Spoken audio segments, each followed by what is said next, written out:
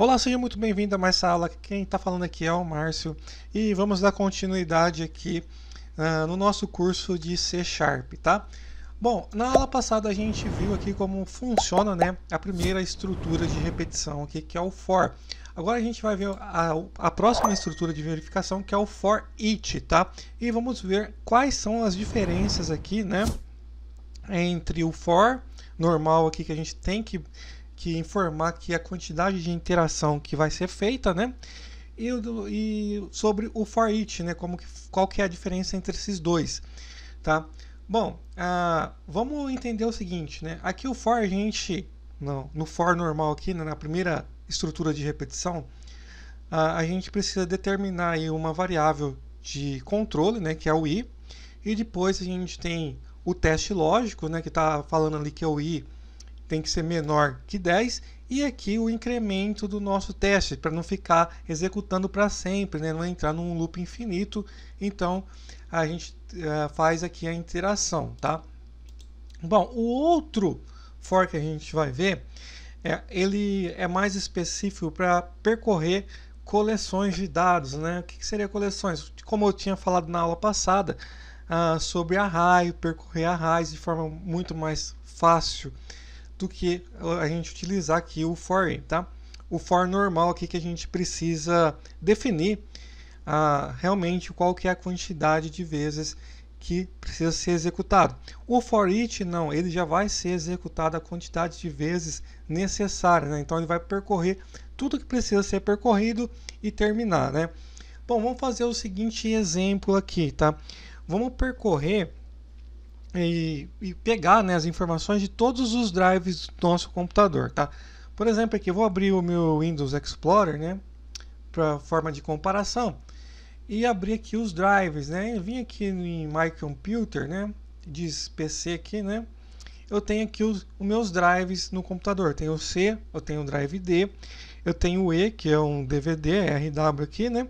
E tenho também um drive aqui que é do Google Drive, né? Que agora as novas versões aí dele, ele cria aqui um driver virtual, né? Chamado de G aqui. Bom, o que a gente vai fazer nesse exemplo? Nós vamos percorrer todos os drives. Então a gente vai pegar as informações do drive aqui do sistema e imprimir. Por exemplo, C2 ponto, D2 ponto, E2 ponto e G2 ponto, né? A gente vai imprimir todos os drives do nosso computador, tá?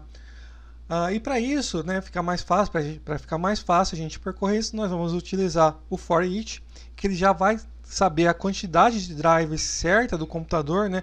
Porque imagine que a gente criou um programa para a gente executar em um outro computador que a gente não sabe a quantidade de drives que possui o computador. Aqui eu sei que tem 4, né?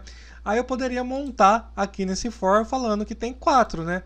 Mas aí vai para outro computador, não sei a quantidade de drivers que tem no outro computador. Pode só existir o C2 ponto, né? Ou pode existir só 2 ou mais, né? 5, 10, né?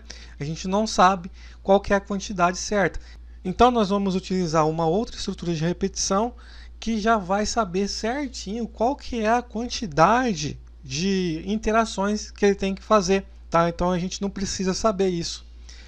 Bom, para a gente percorrer os drives aqui, a gente precisa fazer uma alteração aqui em cima nos namespaces, né? Bom, na primeira aula e na segunda lá a gente entrou um pouquinho em detalhes aqui do namespace, né, tá? E como a gente vai utilizar um namespace para a gente pegar informações sobre os drives e também a gente pode pegar informações sobre arquivos, né? A gente vai colocar um novo namespace aqui, né? Que eu já até fiz um teste aqui, né? Coloquei um namespace aqui, que é o system.io, tá? Bom, vamos apagar isso aqui e fazer de novo aqui, tá? Como a gente vai pegar as informações do drive, a gente tem que pegar a biblioteca, né? A classe que dá o acesso a esses drives para a gente, tá? Do framework. E essa classe ele fica dentro lá do nome do namespace, né? System.io, né? Porque de input e output, né? Entrada e saída. Para não precisar digitar o caminho completo, né? System.io e ponto a biblioteca que eu vou utilizar, a gente coloca aqui que a gente já vai utilizar aquele namespace, né? Para a gente já trazer mais facilmente aqui para a gente. Então vou colocar assim, usem system.io e ponto e vírgula, tá? Indicando que eu vou pegar aqui, né, trabalhar com as classes de input e output, né? Então vamos agora montar o nosso for, né? Eu vou comentar o for da aula passada aqui, para a gente só ficar com o novo for aqui do nosso exemplo, tá? Vamos comentar aqui, vou clicar aqui no botão de comente aqui, beleza? Ele que comentou todas as linhas aqui para mim de forma mais rápida, né? Para também descomentar a linha, né? Eu posso selecionar de novo aqui os comentários e vir aqui nesse outro botão, que ele vai tirar o comentário da linha. Opa, aqui vai comentar de novo, né? Vamos clicar no botão aqui do lado, né? Que tem a setinha de desfazer. E ele volta ao normal o código. Tá, vamos deixar comentado. E vamos montar aqui, né, o nosso nova estrutura de repetição, que a gente não precisa determinar, né, a quantidade de vezes que ela vai ser executada. Ela vai executar enquanto existir interações lá para fazer, ele vai calcular automaticamente isso para a gente, facilitando aí, né, a nossa vida aqui de programação, tá? Bom, a próxima estrutura é o for each, tá? E é o mesmo esquema aqui para a gente trabalhar com ele. A gente pode dar duas vezes o tab para ele já preencher a sintaxe da estrutura para a gente, né? Vamos fazer isso, tab, tab. Ele preenche aqui toda a sintaxe, né, do for each. Aí ele vai estar criando uma variável aqui, né, item, que a gente pode modificar esse nome, tá? Ou manter esse nome também, não tem problema. E aqui ele tem o in, né, e collection, né, em qual coleção que ele tem que fazer essas interações, né? O que ele precisa percorrer, né? Qual é a coleção que eu quero que esse for each percorra.